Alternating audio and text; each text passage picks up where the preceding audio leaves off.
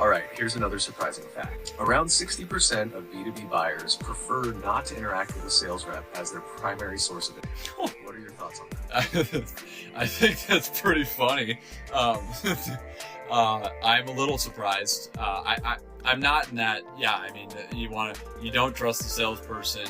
However, I will say, as somebody that trains salespeople and provides them with access to resources, salespeople, many of them are really good at what they do, and they are incredibly good at providing quick access information and really good updated information, because they're the ones who are sending that stuff out regularly, have access to it, know where it is, and if they don't, like, hopefully they can ask an enablement person or somebody in marketing.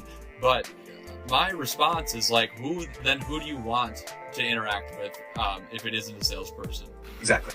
It's interesting because while many buyers prefer to do their own research online, often relying on reviews, case studies, and other content, they miss out on the tailored insights and solutions that a good salesperson provides. Yeah. It raises Yes. a question about the balance between self-service resources and the value of personal interaction in the buying process. Right. How do you think sales teams can bridge that trust gap and become a more valuable resource for these independent buyers?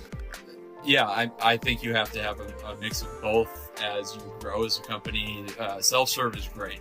The amount of things that I think everyone, definitely myself, have ended up paying for because it started with the self-service. That's a beautiful product-led growth motion. It works beautifully in the SaaS world with a lot of products. The less complicated the product, or service, like the SaaS product, the better that I feel like that self-serve product-led growth option works, because the reason that people wouldn't select into that self-serve, maybe a free trial or a free version of something, is because, and where people stop is when it gets complicated. Like, oh, I don't know what to do now, I'm done. I've done that with 1 million free trials.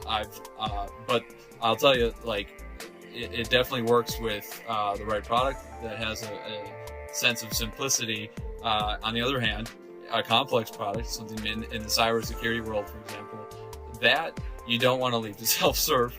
I think having options for people to self-research, like having shining the reviews out there, having a strong marketing team who's giving access to really good PDFs and case studies, social selling's going on.